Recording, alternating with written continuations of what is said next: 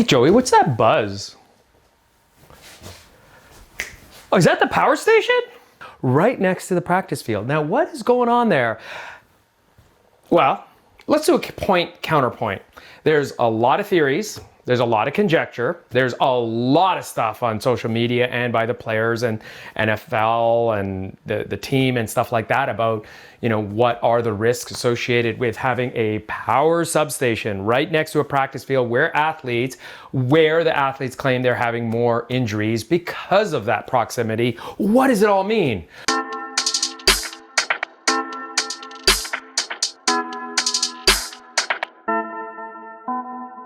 I'm Doc Faisal, orthopedic surgeon with Move Smarter Health. We are sponsored by an educational grant from Kinesi Movement. I love sports. I love talking about injuries. I take care of shoulder and knee injuries, and I operate and treat on them. And please consider this an educational, informative video only. Here we go. So, all right, let's look at the scientific data and the literature in both situations. Now, if I were to be critical, and I was, critically evaluate the scientific literature on electromagnetic fields. Now, what happens with electromagnetic fields? Okay, what does this mean? No, it's not that. It's just how the electromagnetic field, current, polarity occurs. That's another segment. You can read about it, but regardless, what happens when you have voltage, current, and electricity? It creates an electromagnetic field. Now that electromagnetic field reduces in intensity by the square of the distance. So that means if you are 1 foot away, 2 feet away, 10 feet away, it suddenly drops by the square of the distance. So it's negligible after a certain distance. Now, how does it relate to the field? Well, what you're looking at there is the southeast corner where the biggest impact of the practice field is to the substation. And what does that mean? Well, and if you look at the building in that area, that's where they actually spend a lot of time watching film and video and all that. Now, we've all experienced this, that, and I used to actually live very close to one of those towers, and you would hear the sounds. And I almost felt like I could feel it. And actually, that's true. You can have this, it's almost like a piezoelectric effect, where you can actually feel the hum. You can feel the electromagnetic field if you're really close to it. The closest right now with the fence line from the practice field is still about 20 to 25 feet. Now, if you were to argue that, okay, what if it's at its maximum intensity and it's, delivering it, what does that imply? Okay, so the argument is that you're somewhere in the neighborhood of up to 5 to 9 milligauss of electromagnetic field. Well, what is that? Well, we all get an MRI. We've all used a hairdryer. And we've definitely all put a cell phone to our ear. So what is the effect? Well, a 1.5 Tesla magnet is what? Well, a millitesla is about 10,000 milligauss. So that means that a millitesla is still a lot bigger than a milligauss. And if you're 9 milligauss, then you're 1/9/10,000th of a millitesla, which is then what? 10 million times lower than a Tesla. We're not talking about the car, okay? Get over it. We're not talking about the car. We're talking about the actual measurement of the electromagnetic field. So it's quite negligible. Now, I actually have some data on this. I need glasses. I'm old. I actually have a table. So if we were to look at it critically and make some estimates, we were to say, okay, worst case scenario, let's just say that the field strength, regularly, full power, all of that, at the south sideline, fence line, 25 to 50 milligauss, which is 0.0025 to 0.005 millitesla. So what is the risk rate? It's pretty low because, well, let's just look at what an MRI machine would be. That'd be 1500 millitesla, 1.5 Tesla, right? So let's just look at the cell phone. So the cell phone against the ear, okay, what is happening right now? 10 to 50 milligauss. Whoa, wait, 10 to 50 milligauss. Oh, so that's actually close to what the substation is doing at the fence line on the southeast corner, which is the worst part of the exposure. So against the ear, up to 50 milligauss, radio frequency and electromagnetic field. And what does that milligauss mean? 50 milligauss is 0.005 millitesla, which is, again, divide that by 1,000 to convert it to Tesla. And let's look at a power line. Say you're 300 feet away from the power line, less than 2 milligauss. Let's say you're directly under a power line. That could be up to 200 milligauss. So that would be, say I'm doing a hike, and some of those hikes you get lost, and then you end up having to follow the electrical lines to get back to the trail and kind of see where you're at and go, what, you've never gotten lost in the forest or the mountains? Okay, wow, okay, sorry. So maybe you don't go on find these power lines, but anyway, if you do get lost in the mountains, you'll find a power line and then make your way down, and you might have to scramble and kind of like jump a few hoops and get around and whatever, and you'll be fine. But if you have stood under a power line, if it's not fenced around, and I've done that by accident, then maybe that explains everything. Oh, so it explains my ACL. So 200 milligauss. Okay, 200 milligauss. What is that? It's 0.02 of the millitesla, which is then divide that by 1,000 to get the Tesla. Okay. Now the difference, basically, you have to look at background radiation and then you have to look at focused radiation. Hot frequency, intensity, duration. Background, it's not always at the same amount and frequency and duration. However, let's just even take an example of, well, when is electromagnetic fields helpful? Well, we all know, and maybe some of you have had a fracture, maybe you've had some injuries, there's pulse electromagnetic fields. You're getting this for bone healing. There's actually data suggesting cartilage healing. And what is the exposure with pulse electromagnetic field device? Wait for it. 15,000 milligauss. That's 1.5 millitesla. So you're getting more pulsed electromagnetic field from the actual device to help if you have bone, soft tissue injuries. Okay, so and then there's data for helping bone and cartilage and tissue. We know that. Okay, so if you look at all the studies, let's just look at the Earth's magnetic field. What's the Earth's magnetic field?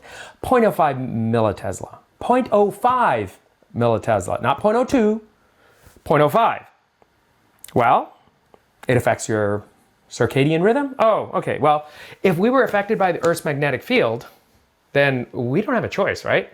Gravity's gravity, So unless someone like Superman comes by and pushes the Earth and twists it and rotates it, we're kind of stuck with the gravity we have. Now, okay, all right, the fringe scientists do believe that the axis of the Earth is tilting 1 to 2 degrees over the last blah, blah, blah, blah, blah years. Okay, that's a separate argument. Let's just put a pin on it. Put it away for a little while. Okay, all right, let's just get back to the ground. And so the hair dryer, the power fence line, the cell phone, all of that is less than the 1.5 Tesla MRI, which you're literally just a foot or two away from or some even closer, like MRIs. Oh, yeah, not fun. And then I don't mean that it's a bad thing. I mean, I have to order MRIs on my patients. I've had an MRI, but if you're claustrophobic and you feel like you're constrained, it's tough. You have to get an open MRI, but the quality of the MRI is not as good because we're not magnetically polarizing all the, oxygen, hydrogen atoms, and actually ferrous. Technically, we're ferric fluid. That's a whole other topic. But anyway, getting back to this, the amount of electromagnetic radiation on the human body is very low. Now, how much of that electromagnetic field do you actually need to cause damage? Whoo, it can cause damage. Well, there's some rat studies. There's a bunch of different types of studies. And then let's look at the neurocognitive aspects. Well, if you hear the hum, oh man, like when I was hearing that hum, I'd be on the call with PG&E saying, something is wrong. It's like, it's the humidity when the fog arrives. Well, they didn't have a, was that a British accent? I don't know what kind of accent it was. But anyway, they didn't have that. But anyway, I just sort of animate just for fun. So I was convinced, oh, this is bad. It's an electrical pole, wires going right to the corner of my house. I am never going to work. Oh my God, I sound like Trevor Noah.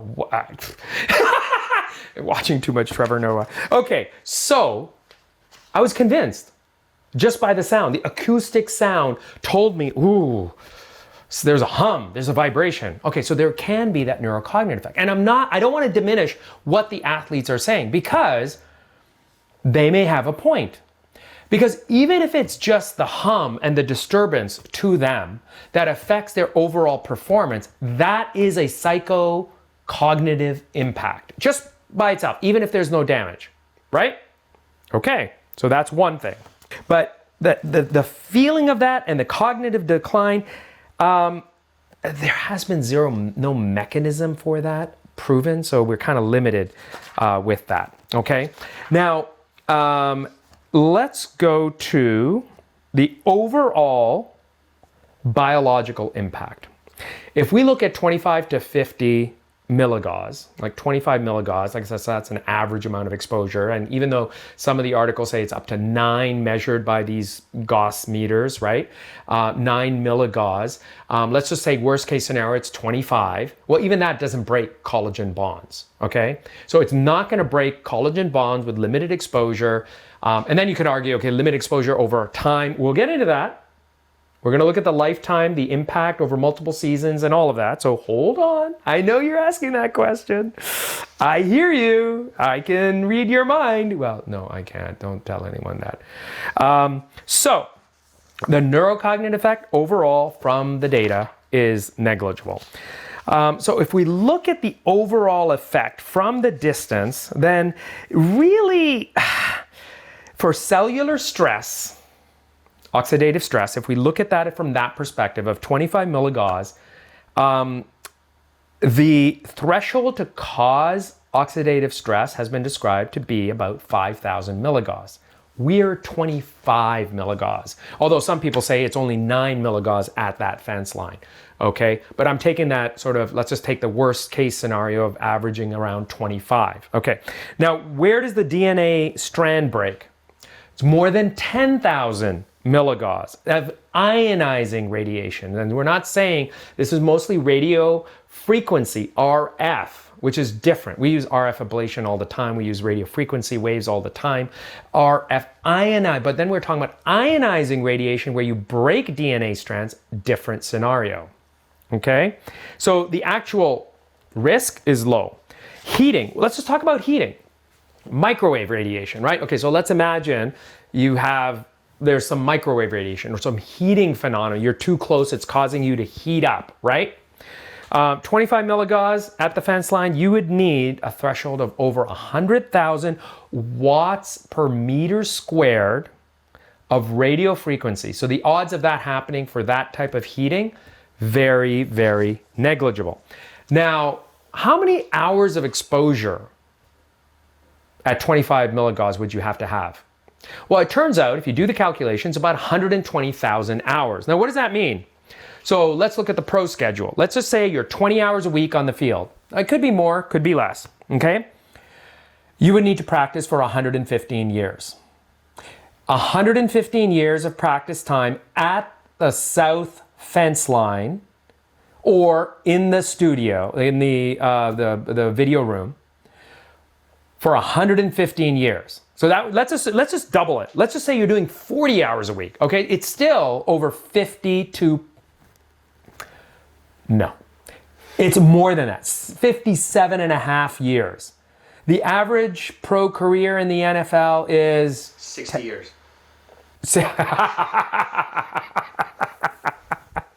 Okay, there goes my whole theory. Fine, you got injuries. Like 3.5. Right, 3.5 years.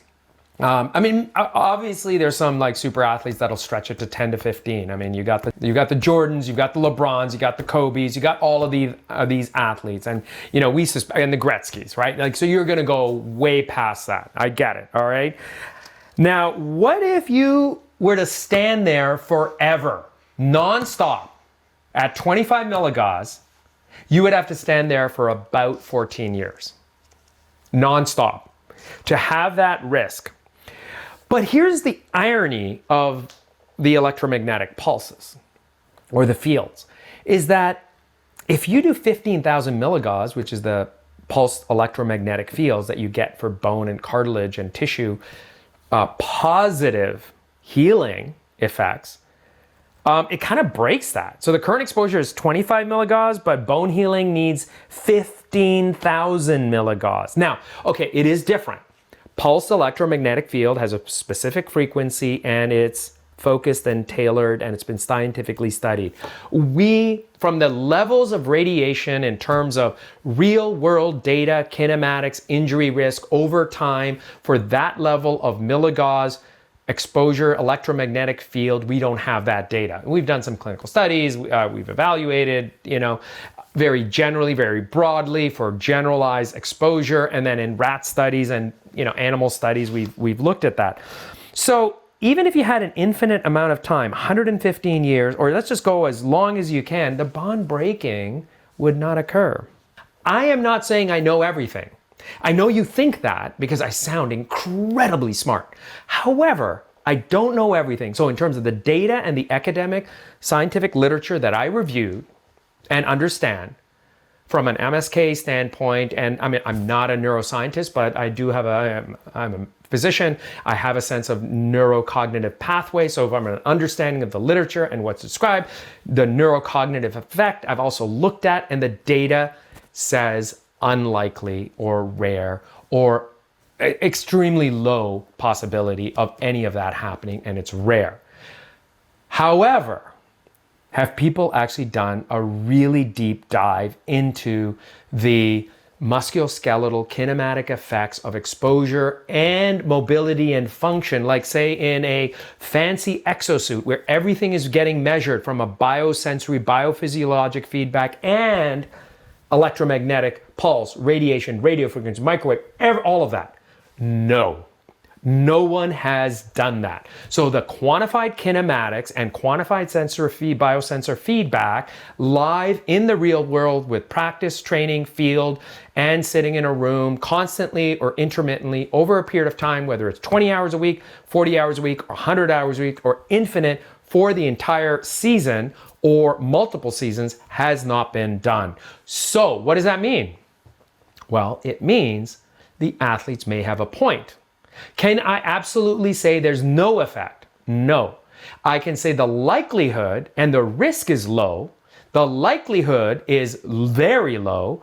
It's very unlikely, based on the scientific data of the literature that's available out there for these effects, is unlikely. So I can't say there's no effect, but I can say it's unlikely to have the musculoskeletal tissue effects that is being claimed in terms of ACL, Achilles tears, and those things, and hamstring injuries, all of those. However, there is a counter argument that we'll get to in a moment. Okay. Now, let's just sort of look at, whether it's the stadium or the practice field. Even if we look at the non-ionizing radiation, it's very, very low. So to break the bonds from this sort of ionizing radiation, and you have an ELF at 60 hertz, is probably going to be about 4 to 5 EV, but the exposure is about 0.6025 EV. So that argument fails. Now, what about the field density? Field density, 20 to 50 milligauss, is lower than a hairdryer, cell phone. Maybe it's, it's actually lower than standing under a power line or a few feet away from a power line.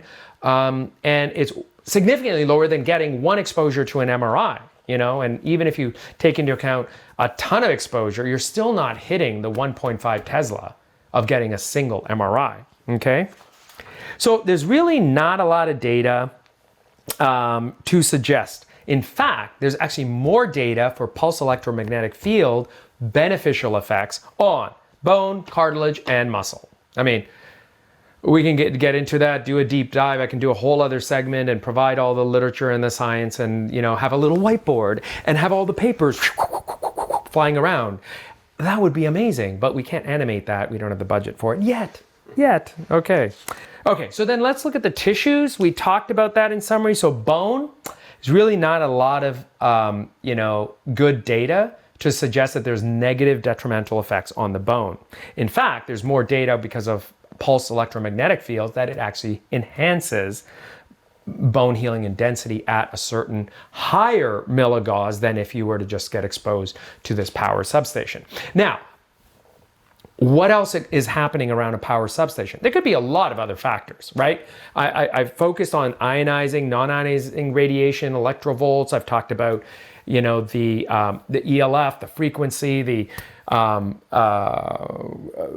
overall magnetic field. We've talked a lot about that, but there could be other factors that I don't know. I mean, if we really got an electrical engineer in on this, he might either say, yeah, you're talking there's nothing, there's no effect. And then you talk to a player, athlete, advocate, and they're going to listen to the devil's advocate, which is about to come on the show just now. And they're going to say, yeah, see, there is data on that. But if you look at the exposure and look at the lifetime risk or the season risk or the amount of hours, it's actually very, very low. So I would say from the overall credibility, I would say it's low. Now, cartilage, no degradation has been shown. However, there's moderate evidence that it helps. Muscle, there's been no atrophy or weakness, but there's actually been some beneficial effects, maybe even in oxygenation, right? There's a lot going on. Every time you put a heating pad on, what do you get? It's kind of like a hairdryer, right? You're getting electromagnetic field around your body when you get that, right? Okay, so there, and then there's positive effects. So I'm not going to get into it, but there are this concept where there's various vortices of energy from the Earth's electromagnetic field that gets concentrated that provides beneficial effects, and you'll get all sorts of various cultural, societal sort of belief structures around these sort of lines and vortices. I'm not going to get into that, but there's an entire culture of belief around that. And I'm not going to negate that. I just don't have enough information. But if I just focus on what we have in the scientific data from the, from the side of the counterpoint that no, there's no effect, then I would say that there's no data. Okay, tendon ligament. There's no direct link to rupture.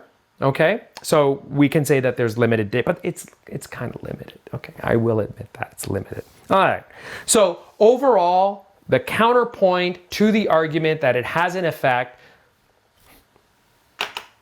is very low risk, negligible to zero effects because of the low amount of milligauss exposure. And even if you were to take the worst case scenario of 25 to 50 over 20 hours a week, 40 hours a week of exposure, you're talking over 60 to 120 years of exposure. And even if you take that infinitely, there's still, it's not supported by the data in terms of the scientific data to show collagen, breaking bonds, neurocognitive effects, or anything like that. Okay? And so that's the counterpoint. All right? So now let's go the other way. I see your argument and I toss it away. I'm going to provide you the microstress hypothesis of this very, very interesting problem. Because if I sound like I have a British accent of some sort, I don't know what kind of accent this is, but it sounds like I'm very academic and very smart, and that's what I'm going to do. But just for the sake of this video, I'm just going to switch to how I normally talk. Yeah, I got the cold that's going around. I've recovered, but it was brutal. I cannot maintain any kind of a British accent. All right.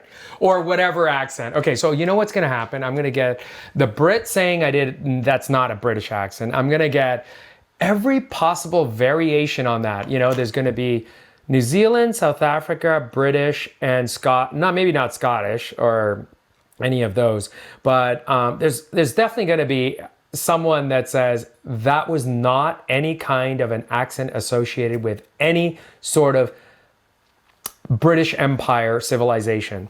And I'll get roasted for that, but hey, it's okay. It's okay. I'm not an actor. I am a scientist. Wow, orthopedic surgeon, and a scientist, and a philosopher, and an artist. But anyway, let's get back to what we're talking about. Okay, so the microstress hypothesis basically believes that you are talking about these athletes that are pushing themselves to the 99th percentile of limit of stress on their body. Hear that? Super athletes, elite athletes that are pushing themselves beyond the capacity of the normal human to a point that they are stressing themselves and putting their bodies into a stress state. What does that do to the muscles, the tissues, the body, the neuroendocrine response, the neurocognitive response, and the hormonal response that happens when you place these individuals in such amount of stress? Well, I'm going to call it, I can call it what I want because it's my channel. But any scientist or anyone is welcome to say that it's their theory because this was all based on literature. And maybe I stretch the lines a little bit, but there is some credible data in the sense that there's not enough data. Now, here's the thing. Did you like that? That was serious. There's not enough data to refute what I'm saying, so it makes it plausible. And a plausible argument has reasonable probability and likelihood of truth. Now, I'm not fabricating anything. I'm just saying and conjecturing that if you were to take an athlete who's pushing himself to the 99th percentile of mechanophysiologic, kinematic, neurocognitive stress levels and endurance levels, then they are creating a repetitive stress injury risk that in and of itself, aside from the athletic performance perspective of where they're placing themselves in their body in terms of action reaction, if you add electromagnetic field to that, you're creating a stress environment and an oxidative stress response where they are at risk of injury. Oh, so they could be at risk of injury. That means, so instead of looking at it as heat, let's look at it as signaling. So we all know that we are just a battery, right? We have voltage-gated ion channels, okay? So let's just take you back to high school chemistry, right? Krebs cycle. Or if you didn't do it in high school, maybe you did it in college, maybe you did it even earlier. Like you understand that there's sodium, ion, potassium, calcium, magnesium, phosphates, all of these things that are gated to an electrical reaction through a neuron connection, right? So there are hormones, there are chemicals that create a response, that create ion channels from shifting. And if you place them under stress, then you could have an effect on these voltage-gated ion channels. Now, what happens in those scenarios? Now, so if we look at it from an electrochemical response, instead of thermal or heating or that type of bond breakage, well, then let's look at it, well, our bodies are much more reactive to electrochemical physiology. So you got the calcium channels, you have voltage-gated ion channels, and what can that do? Well, you can create more neurooxidative radicals. You can actually get calcium shifts and influx and imbalances. We all know that a shift in calcium can sometimes cause cramping, can cause weakness, because what happens when you damage muscle? Boom! You get an efflux of calcium everywhere. So a lot of calcium has to be flushed out, right?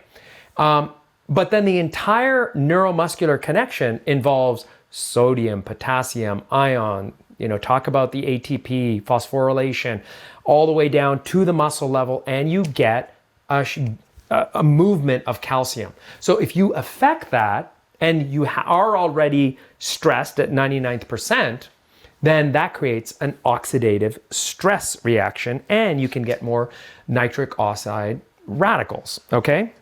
Peroxynitrate, okay?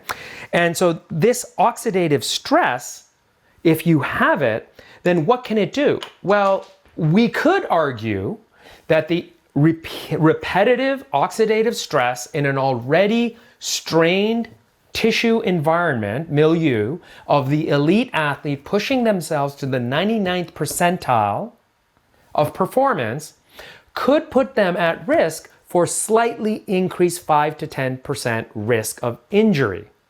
Okay? But what could that mean? Is that annual? Is that per season?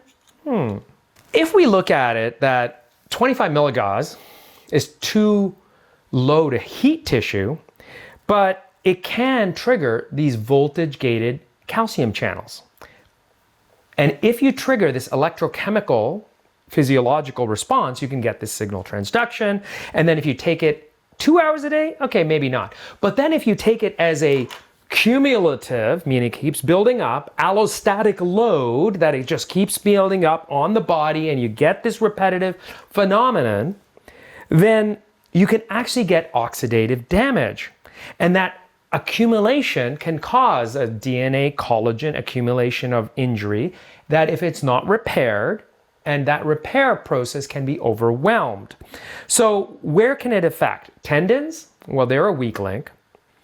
And so if you get a lot more free radicals in these tendons, then I know I have to reference this because I haven't gotten it all memorized. I'm not that good right now because it's a lot of science, and he provided the counterpoint was so bad that, I'm just going to provide all of this incredible scientific data to refute him. So that's why I have to reference, my papers. Okay. That's how good I am. All right. Don't listen to him, listen to me. Right. Yeah, you got it. I know. So anyway, so you got these free radicals, and the free radicals get affected by the EMF stress on the body. And there is some data that if you get, there is some data that even if you have 10 to 50 milligauss, there are some cells that are more reactive responsive to that really low milligauss state.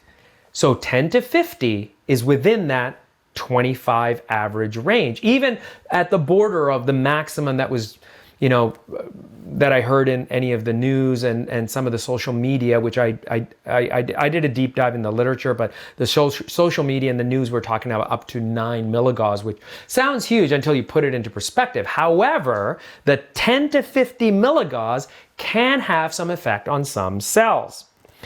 And if we take that and, it's a cumulative allostatic effect, oxidative stress through these voltage-gated ion channels that are actually reactive to the 10 to 50 milligauss, then you can have a failure in the system because of stress.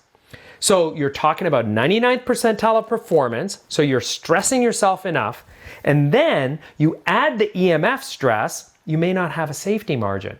Oh, ooh, do you like that?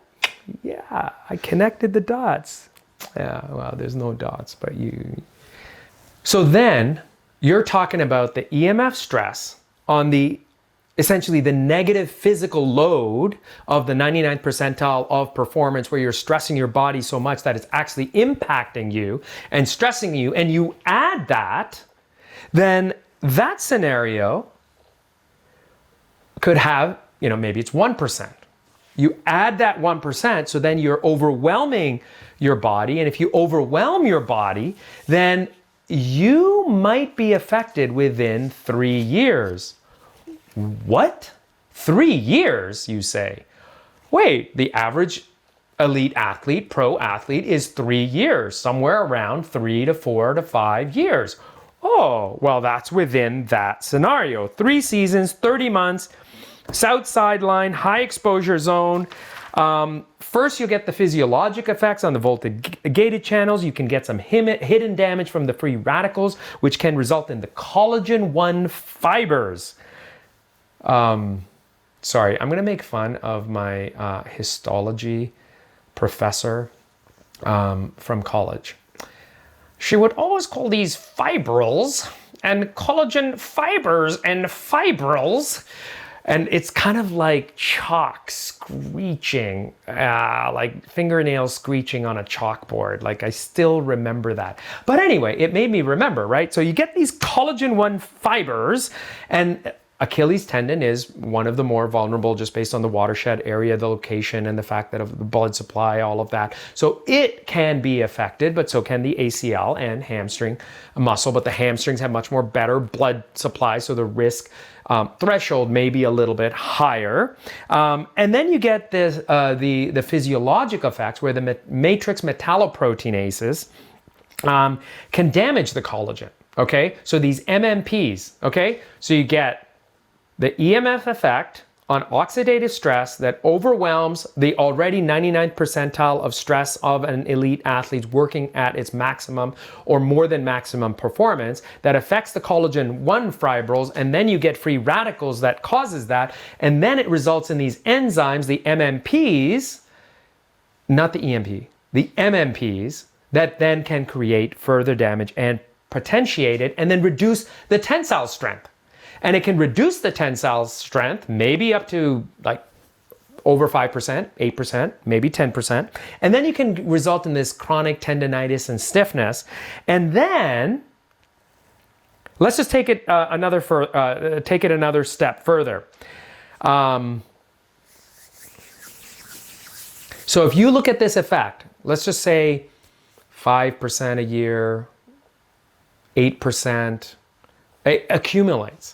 Let's just say after 3 years, you're in that 10 to 15% effects. Well, the Achilles tendon, ACL, like 5,000 newtons, we've talked about that before, 5. I mean, there are some graphs that are a lot higher, the ACL. And we know there's variability in the data on the maximum,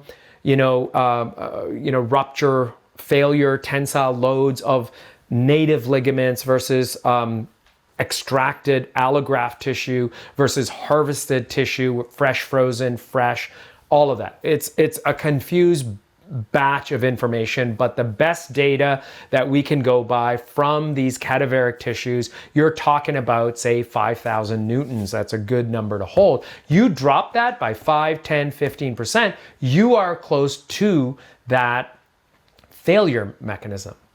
And you can have tensile failure within 3 to 5 years. Boom! Oh, I'm not going to drop the phone.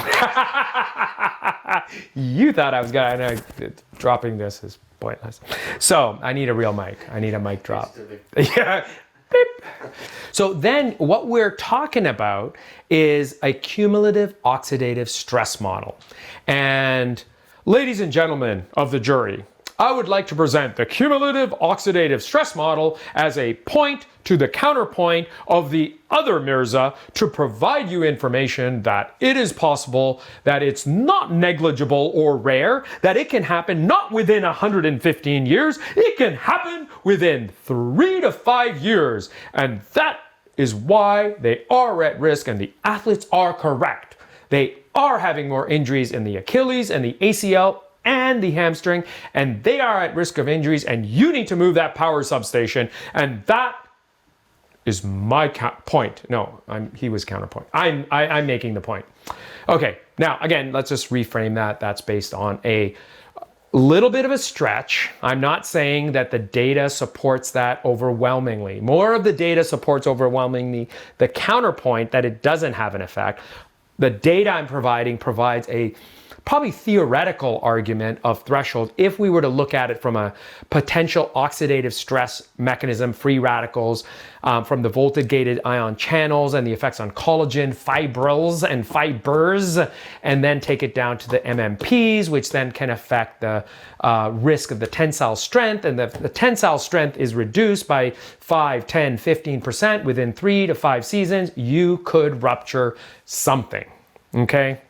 And so if we look at it from that perspective, average field density of 25 milligauss at 20 hours per week, then you can get this sort of reactive cumulative oxidative stress model happening, and then you can get this cumulative load where within 3 seasons you can have a chronic strain. So I kind of broke this down. I did a sort of mathematical model and sort of logical argument to provide this. And within 5 seasons, it could be severe. Within 3 seasons, it's high risk. And so you are at high risk for a non-contact tear of your ACL, high risk of rupture within 3 years, but you're moderate within, let's just say, 2 seasons. So I could provide enough argument and justification to support that in this reactive oxidative stress model, okay? And then 5 years, then yeah, you can get degeneration, chronic tears, re-ruptures, rupture, high probability, and fibrotic degeneration. So I think the essence of what I'm presenting is that there is a point and counterpoint to both arguments, and the animal, scientific, literature, non-real world data is overwhelming, but it's not conclusive.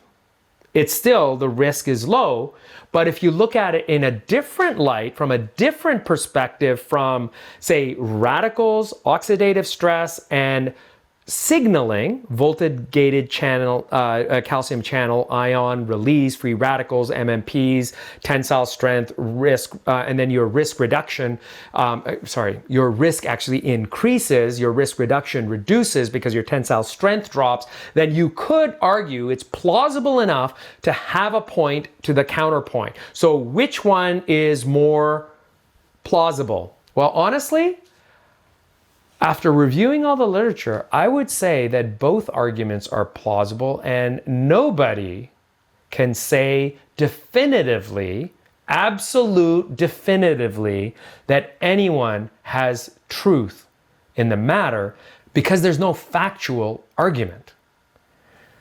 This has data, and this has theoretical data, and supported by some data and literature. This may have more literature, but there are no facts that conclusively say that there is enough evidence to rule either of them out. And that is the paradox of data. If you don't have enough data, it doesn't mean it doesn't exist. It doesn't mean the answer is yes or no. It doesn't mean that there is truth. It means that we basically have plausibility. And there's probably going to be more people that say it's unlikely or rare or absolutely impossible than there are that it's going to be possible. But I pose the question back to you and say, what's more valuable? Human biology and physiology and life, or it's probably not going to have an effect. You know, and one of the ways to look at it is put your honor at the back of your sentence and say, well, we had a lot of data that said that, but we could not conclusively rule out that there wasn't any real effect based on a theoretical argument. And so we just concluded that there's no effect, and we continue to expose the humans to this possible risk, which we feel is so minimal, so negligible that it's unlikely to cause any injuries, even though the athletes or patients were complaining about this, and we decided not to believe them because we had all this data that wasn't conclusive. Your Honor. But hold on. Your Honor, the defendant hasn't adequately explain the reactive oxidative stress model to any degree, because there is plausibility and there is data to support this. So I would present to you the possibility that if there is any possibility of risk to human health and physiology and biology that is consistent with what the athletes and the patients are telling me, then I have to unearth and investigate further, because, Your Honor, those scientific experts have said that there is data that's inconclusive, and therefore they cannot conclude or rule it out completely. So they cannot minimize the possibility, and therefore I present to you the theoretical framework supported by data that suggests that it is possible, and without real-world kinematics, with a full-body exosuit with biosensor feedback on the south fence line of the stadium in the practice field on a regular basis for a minimum of 3 to 5 seasons, randomized clinical trials without and with electromagnetic radiation, it is absolutely impossible to conclude that there is no effect. And what do they say? Rest my case. Rest my case.